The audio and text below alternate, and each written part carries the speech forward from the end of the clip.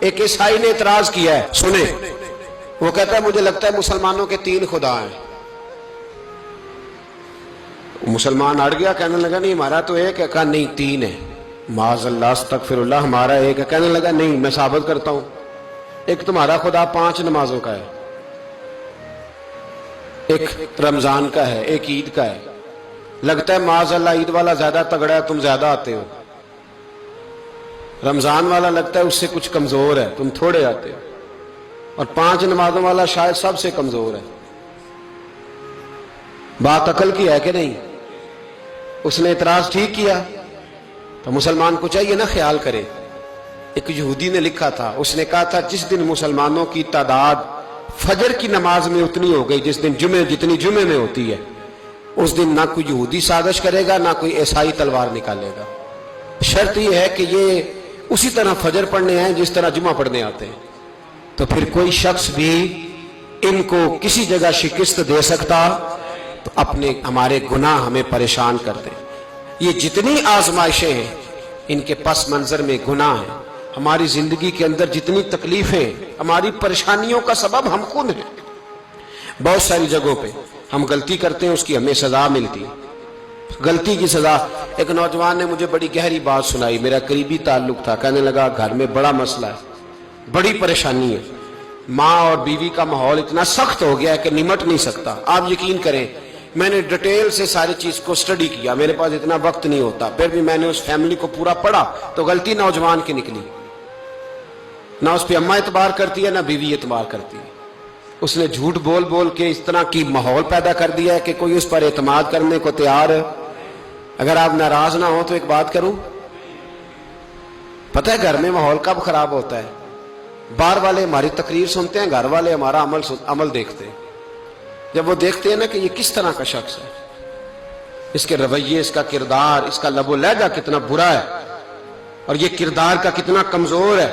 اعلیٰ حضرت فرمایا کرتے تھے نیک وہ ہوتا ہے جس کی تنہائی صاف ستھری ہوتی ہے، اس لیے ماحول بگڑ جاتا ہے۔ یہ جو ہم کہتے ہیں نا میرے سجن بڑے بنتے ہیں پھر ٹوٹ جاتے ہیں، کچھ لوگ ایسے ہوتے ہیں جو ان کے پاس جاتا ہے انہی کا ہو جاتا ہے، وہ کہیں اور کے قابل کیوں بھلا؟ اس لیے کہ ان کے کردار میں ٹھنڈک دیکھتا ہے، ان کے لب و لہجے میں مٹھاس دیکھتا ہے، اس شخص میں اتنی خوبصورتی دیکھتا ہے کہ اسی کا بن جاتا ہے۔ حضرت ابراہیم بن ادم کے پاس ایک نوجوان آیا، کہنے لگا میں گناہ کرنا چاہتا ہوں۔ فرمانے لگا بالکل کر، اللہ کا دیا ہوا رزق کھانا چھوڑ دے اور گناہ کر۔ کہنے لگا یہ نہیں ہو سکتا۔ فرمانے لگے چل پھر اس طرح کر، رب کی زمین پہ نہ رہ، کسی اور کی زمین پہ چلا جا۔ کہنے لگا یہ بھی نہیں ہو سکتا۔ فرمانے لگے چل اللہ کی چھت سے نکل جا۔ کہنے لگا یہ بھی نہیں ہو سکتا، تو آپ رو پڑے۔ فرمانے لگے پھر جناب اسرائیل جب آئیں تو ان سے کہنا مجھے 2-3 سال کی مہلت دے دے، پچھلی میری گناہوں میں گزر گئی، میں ذرا 3 سال عبادت کر لوں۔ تو وہ شخص بھی رونے لگا، کہنے لگا حضور وہ مہلت نہیں دیتے، وہ جب لینے آتے ہیں تو پھر لے کے اللہ تعالیٰ نے جب انسان بنانا چاہا نا تو جناب جبریل کو کہا مٹی لے کے آ زمین سے۔ حضرت جبریل نے مٹی پہ ہاتھ ڈالا تو باقی کی مٹی رونے لگ گئی، اسے جدا نہ کر۔ تو جناب جبریل چھوڑ کے چلے گئے۔ حضرت میکائیل کو بھیجا مٹی لا، مٹی پہ ہاتھ ڈالا تو باقی کی مٹی رونے لگ گئی، چھوڑ کے چلے گئے۔ جناب اسرائیل کو بھیجا، مٹی پہ ہاتھ ڈالا تو باقی کی رونے لگ گئی، چھوڑ کے نہ جاؤ۔ تو حضرت اسرائیل فرمانے لگے تیرا رونا دیکھو کہ رب کا حکم دیکھو۔ وہ لے گئے، جب پیش کی تو رب کریم نے فرمایا اسرائیل جان نکالنے کی ڈیوٹی بھی تیری، تو مٹی کو لے آنا، باقی مٹی روتی بھی رہے تو روتی رہے، جب میرا فیصلہ آ جائے تو پھر اس میں کوئی گنجائش، ہم کھاتے بھی اللہ کا ہیں، نافرمانی بھی اس کی کرتے، زمین پہ بھی اس کی چلتے ہیں، نافرمانی بھی اس کی کرتے، حکم کسی اور کا مانتے، چھت پہ رب کریم کی رہتے۔ اس طرح نظام نہیں چلتا۔ میرے بھائی یاد رکھ لو، گناہوں کی سزا ملے گی، زندگی تنگ ہو جائے، یہاں بھی آزمائش ہوگی اور وہاں بھی۔ میں نے درس پہ کہا تھا، پھر بات کہتا ہوں، یہ میں اپنے لیے کہہ رہا ہوں، توجہ ہے میری بات پر۔ دعا فرمایا کرے کہ جو کچھ ہم نظر آتے ہیں اللہ ہمیں ویسا بننے کی توفیق بھی عطا فرما۔ اللہ ویسا بننے کی، یہ مشکل معاملہ ہے، مشکل۔ دیکھیں نا ایک آدمی سیاستدان ہے، اس نے بڑے اچھے نعرے لگائے، انقلاب آ جائے گا، میں غریب کا بھلا کر دوں گا، میں یتیموں کے سر پہ ہاتھ رکھوں گا، میں مجبوروں کی مدد کروں گا، میں دکھیوں کی مدد کروں گا، مزدوروں کو۔ اس نے اچھے اچھے نعرے سکھائے، اچھا اچھا اس نے پیغام دیا۔ اندر اس کے یہ تھا کہ اقتدار ملے گا تو مرضی کروں گا۔ لوگ اس کے گرد بھی گئے، اس کی گاڑی کے پیچھے بھی بھاگے، لوگوں نے اس کے نعرے بھی لگوائے، جیب سے پیسے لگا کے اس کے پوسٹر بھی شائع کیے، لوگ اس کے گرویدہ ہو گئے۔ لوگوں نے پوری، اور میری قوم نے تو بیچاری نے کئی دفعہ دھوکے کھائے، جس نے نعرہ لگایا غریب اسی کے پیچھے مسیحا بن کے چل پڑا۔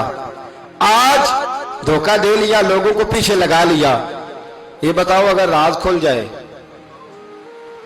اگر راز کھل جائے کہ یہ دھوکہ دے رہا ہے، یہ فریب کر رہا ہے، تو لوگ اس کا کیا حال کریں گے؟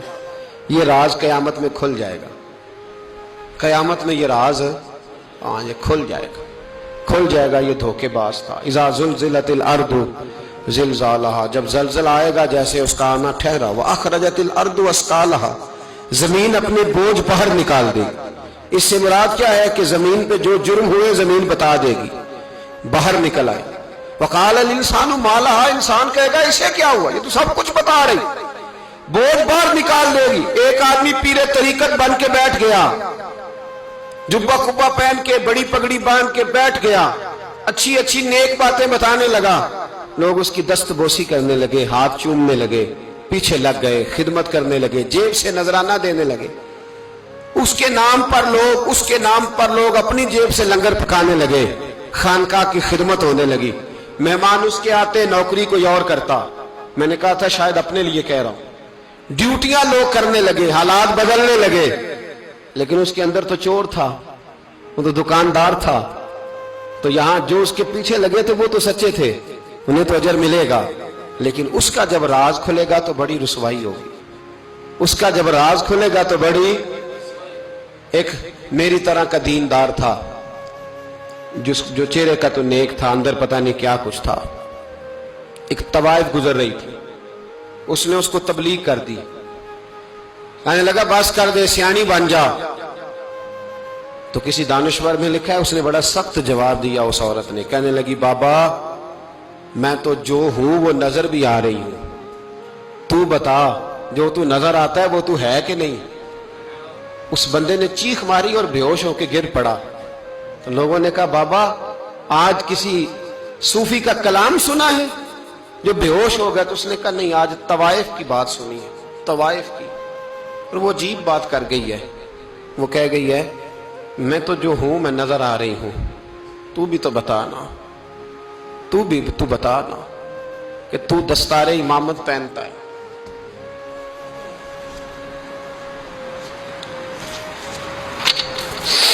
تو بتا، تو جو کہلاتا ہے تو وہ ہے کہ نہیں؟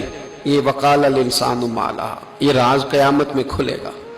ہم جو کچھ بتا رہے ہیں نا اپنی زبانوں سے، ہمیں اپنے گناہوں کا احساس ہونا چاہیے۔ ایسا نہ ہو کہ جب سزا ملے تو پھر اس طرح کی ملے کہ دوبارہ کسی کو کوئی منہ دکھانے کے قابل نہ رہے۔ میرے بھائی یاد رکھیں اور سمجھیں، گناہ انسان کی زندگی کو تنگ کرتے ہیں۔ میرے نبی پاک علیہ السلام نے فرمایا جب تو جھوٹ بولتا ہے تو تیرے فرشتے کرامن کاتبین سائیڈ پہ ہو کے کھڑے ہو جاتے ہیں، جب تو زنا کرتا ہے تو تیرے اندر سے ایمان نکل جاتا ہے۔ اور نبی پاک علیہ السلام نے فرمایا جب میری قوم میں ناانصافی عام ہو جائے گی تو قتل بھی عام ہو جائے گا۔ اور سن لو، لکھ لینا یہ حدیث دل کی تختی پر۔ نبی پاک علیہ السلام نے فرمایا جب میری قوم میں بے حیائی اور بدکاری عام ہو جائے گی تو دو سزائیں اللہ دے گا، ایک تو جوان موتیں آئیں گی، جوان بچے کچھ بھی نہیں دیکھا چلے گا، اور دوسری سزا اللہ یہ دے گا کہ ایسی بیماریاں آئیں گی جن کا علاج نہیں ملے گا، ایسے امراض پھوٹ پڑیں گے۔ اگرچہ میں آپ کو ایسی تقریر بھی سنا سکتا تھا جس پہ آپ بہت زیادہ محظوظ ہوتے، پر میں نے اس جمعے میں ایسا موضوع چنا ہے جس کا ہمیں خاص ضرورت ہے۔ بھائی دیکھے تو صحیح، کہیں ایسا تو نہیں کہ ہم ان عیبوں میں مبتلا ہیں۔ میرے نبی کریم علیہ السلام نے فرمایا جب تم نیکی کا حکم دینا اور برائی سے منع کرنا چھوڑ دو گے پھر اللہ تم پر ظالم حکمران مسلط کرے گا۔ اور اگلے لفظ اس سے بھی زیادہ سخت ہیں، محبوب فرمانے لگے پھر تمہاری نیک لوگ دعائیں بھی کریں گے تو تو اللہ وقتی طور پر ان کی دعاؤں کو بھی قبول نہیں فرمائے گا، اس لیے کہ تم لوگوں نے نیکی کا حکم دینا اور بھلائی سے روکنا چھوڑ دیا۔ عزیزو یاد رکھو، جب گناہ عام ہوتے تو پھر حالات بدلتے اور لوگوں کو سزا ملتی ہے ان کے گناہوں کی، بلکہ یہاں تک لکھا ہے کہ نیت خراب ہو تو سزا شروع ہو جاتی۔ کیا خراب ہو؟ بولیے گا۔ نیت بھی خراب ہو تو سزا۔ حضرت رومی کہتے ہیں کہ ایک بادشاہ کو پتہ چل گیا کہ ایک آدمی نے بڑا اچھا باغ لگایا ہے، خوبصورت باغ ہے، مالٹے کا، کنوں کا باغ، بڑا پیارا۔ بادشاہ نے کہا ذرا جا کے دیکھتا ہوں۔ بادشاہ سلامت باغ دیکھنے آئے تو اب وہ مزدور آدمی تھا، عام آدمی تھا جس نے باغ لگایا، کسان تھا، اس کو کہا کہ چند کنوں توڑ کے لایا تو بڑے پیارے لگے۔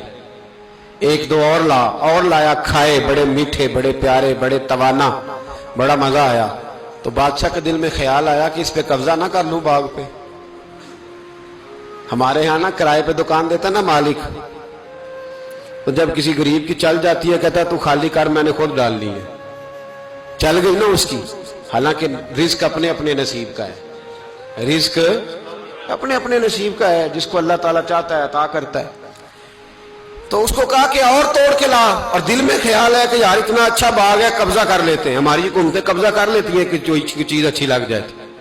اب وہ کسان دو تین کنوں توڑ کے لایا، اس نے کھائے تو کھٹے نکلے، ترش تھے۔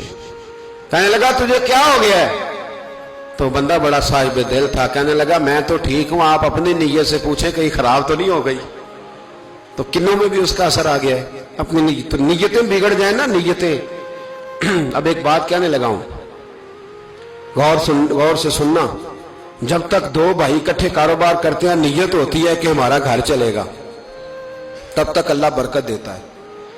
اور جب اپنی اپنی جیبیں سمیٹنے لگ جاتے ہیں نا کہ یہ میرا 5,000 ہے، آج میں گیا تھا اگرائی کرنے، یہ میرا 10,000 ہے، آج میں نے محنت زیادہ کی، جب وہ ٹٹولنے لگتے ہیں پھر اس دکان سے بھی برکت اٹھ جاتی ہے، پھر وہاں سے بھی برکت چلی جاتی ہے۔ فَإِنَّ لَهُ مَعِيشَةً ضَنْكَ، فرمایا جب تو میں منہ پھیر لیتا ہے پھر تیری زندگی اللہ تنگ کر دیتا، پھر وہاں سے بھی برکت، خوبصورتی، اثر اٹھ جاتا ہے۔